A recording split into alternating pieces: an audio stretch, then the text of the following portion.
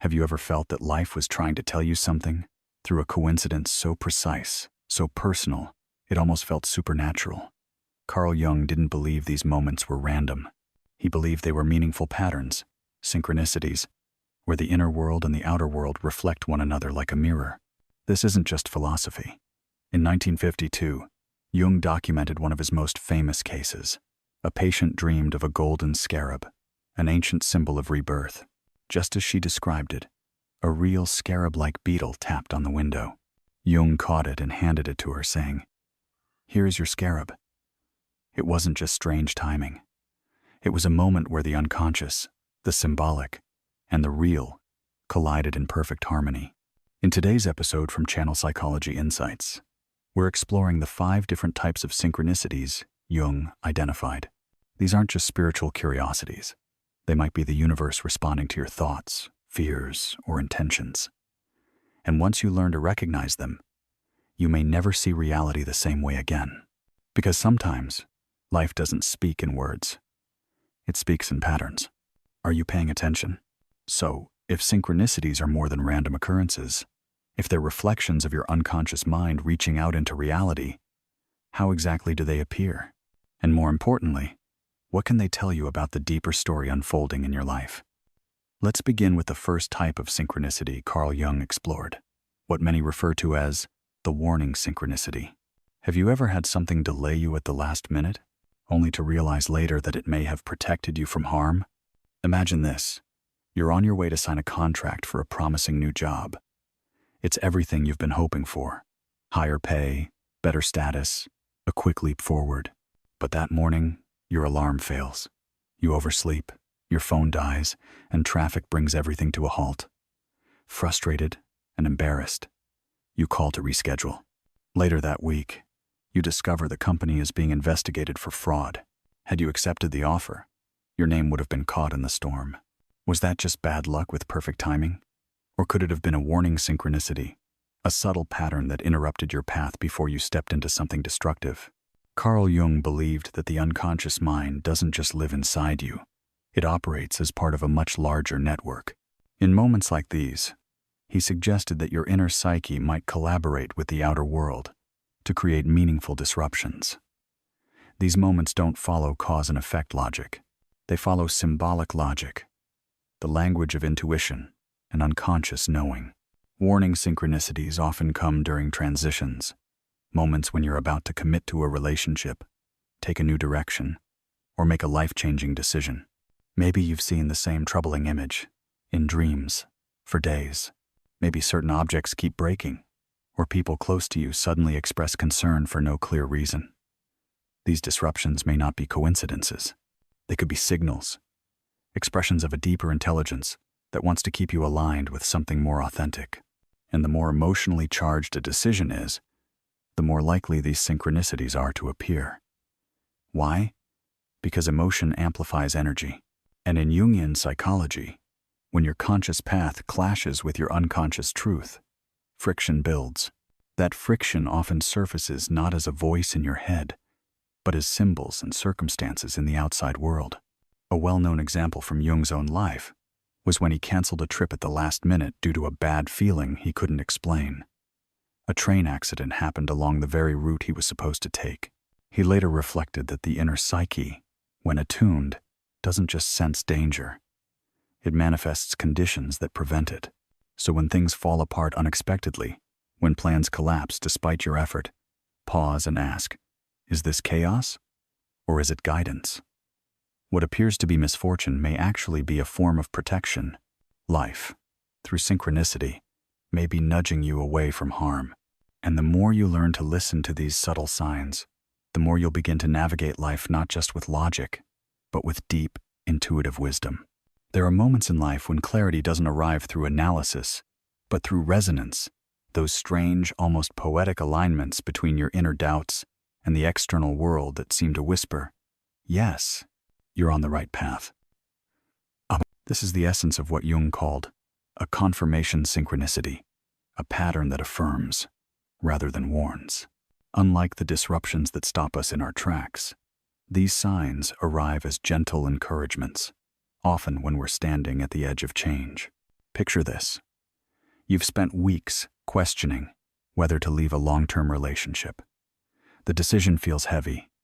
You write a private journal entry at midnight, trying to make sense of your feelings. The next morning, a podcast autoplays with someone sharing a story that mirrors your situation exactly. Later that day, a stranger at a coffee shop says something offhanded, but it echoes a line from your journal almost word for word. And as you step outside, the street sign ahead of you reads, "New way." These moments don't force your hand. They don't scream. They simply align. The power lies not in the events themselves, but in the emotional precision with which they land. They match your inner vibration, your thoughts, your uncertainties, your hope. In Jungian terms, this happens when the unconscious begins to synchronize with the external environment, not as an illusion, but as a symbolic reality. What's happening around you starts to reflect what's happening within you. It's less about superstition and more about the psyche recognizing patterns beyond rational thought. The outer world becomes a mirror, and when your actions begin to match your deeper truth, the mirror shines clearly. These confirmation synchronicities often surface in times of growth. You're stepping into unfamiliar territory, starting a creative project, moving to a new city, ending something that no longer serves you. That's when the universe, or perhaps your own inner intelligence, begins to arrange symbols of support, a chance encounter, a repeated phrase, a meaningful object showing up unexpectedly. They function like signposts, not telling you what to do, but affirming that your choice carries weight and alignment. Of course, none of this replaces discernment.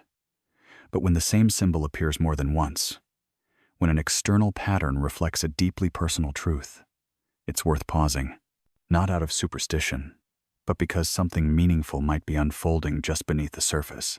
These are not moments to chase. They're moments to notice. Because the more attuned you become to these subtle confirmations, the more confidently you'll walk your path, not out of certainty, but from a deep-rooted sense that you're no longer walking alone. There are times when reality bends in a way that feels almost prophetic, when an image from a dream, a phrase from a journal, or a sudden intuition appears in the external world with uncanny accuracy. These experiences don't just affirm your path, they seem to predict it.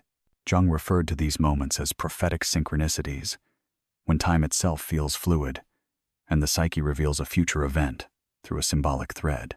Let's say you dream of walking alone on a misty road. You're carrying a red umbrella, and at the end of the path, a door opens to light. You wake up, feeling unsettled, but curious. Days pass. Life feels routine until a job offer comes from another city. You're unsure. It's a risk. But something pulls you toward it. On the day of your final interview, it rains. You borrow a red umbrella, the only one at the office. As you arrive at the new building, the hallway ends with a large glass door, and sunlight streams through. It's not that the dream predicted the job. It's that your unconscious was already preparing for the shift, projecting it symbolically before your conscious mind could make sense of it. Prophetic synchronicities often emerge through dreams, intuitive visions, or repeated signs that gain meaning over time. And they aren't necessarily grand or dramatic. Sometimes they unfold quietly, noticed only by those who are willing to listen to the subtleties of their inner world. These patterns suggest that the psyche isn't bound by linear time, that what you will experience is already germinating in your unconscious, and occasionally, it surfaces in symbolic form before the event manifests. Not because you're trying to manifest it, but because you are deeply connected to a field of information that stretches beyond ordinary perception. In this way, prophetic synchronicities serve as early echoes of coming transformation. They appear when your soul is approaching a turning point, when something essential is asking to be born or released. And while these signs should never be taken as rigid prophecy, they deserve respect. They invite reflection. They ask you to slow down and consider. What is stirring beneath the surface of your life right now? The power of these experiences lies not in fortune-telling, but in presence. When you begin to track your dreams, write down the recurring images, and give attention to symbolic moments, you open yourself to a richer dialogue with the unconscious. And in that space, meaning takes shape, not through logic, but through deep resonance. Synchronicity is not about predicting the future. It's about being present enough to recognize when the future is already speaking to you. Not all synchronicities arrive as warnings or predictions. Some appear as responses, clear, intimate reflections of your intentions shaping the world around you. This is what Jung hinted at through manifestation synchronicity, the uncanny way your inner thoughts, emotions, and focus begin to align with actual events. Let's ground this in something real. Imagine you've been thinking intensely about reconnecting with a close friend you lost touch with years ago. You don't reach out. There's hesitation, fear, uncertainty, but the thought lingers. One afternoon, you walk into a bookstore you've never visited before, turn the corner, and there they are. The moment is so precise, it doesn't feel like coincidence. It feels personal, like life responded to a silent wish you hadn't spoken aloud. Manifestation synchronicities work like that. They show up when your inner focus reaches a certain clarity, when what you think and feel begins to echo outward. You start noticing patterns, thinking of a phrase, and hearing it minutes later in a song. Visualizing success, and an unexpected opportunity appears. These aren't just lucky breaks. They may be the result of deep energetic alignment between your unconscious and the outer world. Modern psychology and ancient spiritual traditions agree on one point. What you hold in your mental and emotional field affects how you perceive and influence reality. The Hermetic principle of mentalism puts it simply: the all is mind.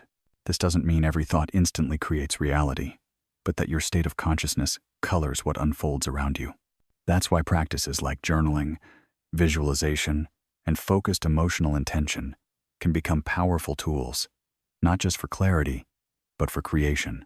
The more coherently you feel something, especially when it's tied to purpose, the more likely you are to encounter synchronicities that reflect it.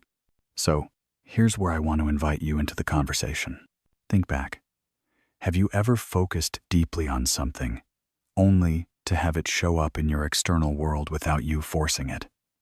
Maybe it was a conversation, a number, a solution, or even a person.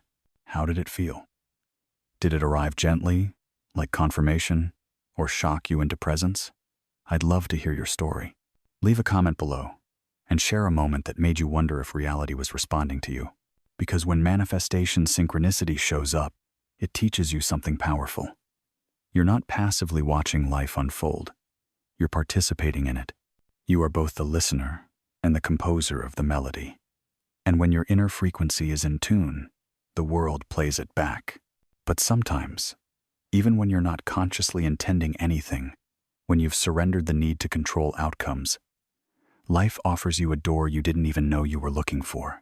This is where opportunity synchronicity begins to unfold. Not every synchronicity comes from intense thought or focused desire. Some arrive when you've simply become ready, not by force, but by presence. You've done the inner clearing. You've let go. And in that stillness, something outside shifts. Not every synchronicity arrives as a warning, confirmation, or prediction. Some appear as quiet openings, timely intersections between inner readiness and external possibility. These are known as opportunity synchronicities. They don't push, they don't persuade. They simply appear, as if reality pauses and gently offers, "Here, this might be your next step." Unlike manifestation synchronicities, which reflect your focused intentions, opportunity synchronicities often arrive unexpectedly.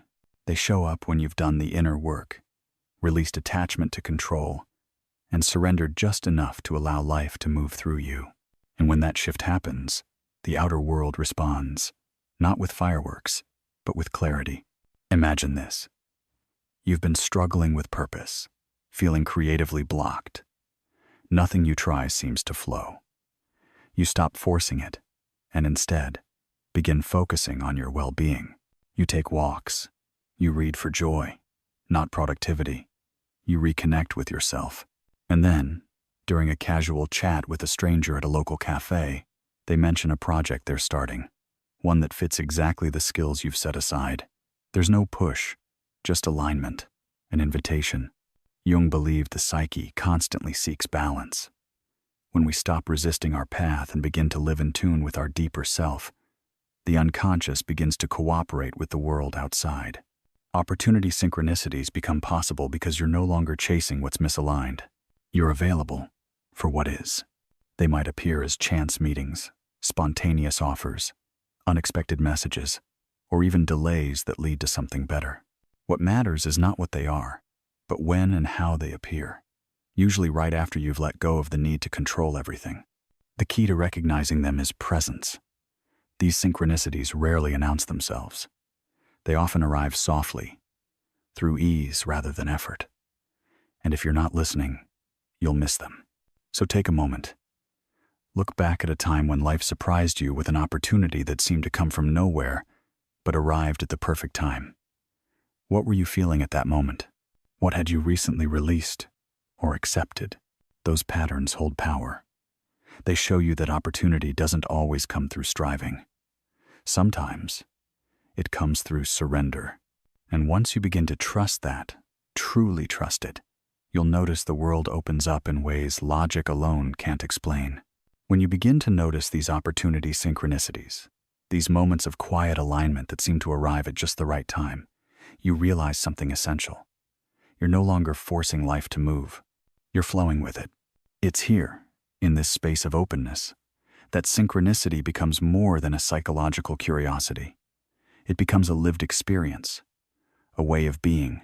Because once you've seen how the world reflects your inner landscape, through warnings, affirmations, prophecies, manifestations, and invitations, you can no longer dismiss these patterns as coincidence.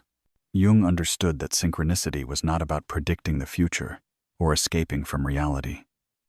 It was about entering it more fully, about understanding that life speaks in symbols, timing, and subtle echoes, and that meaning arises not from certainty, but from presence. So what does this all mean for you? It means your attention is sacred. What you notice, what you feel, what you resonate with, it all matters. Life isn't just happening randomly.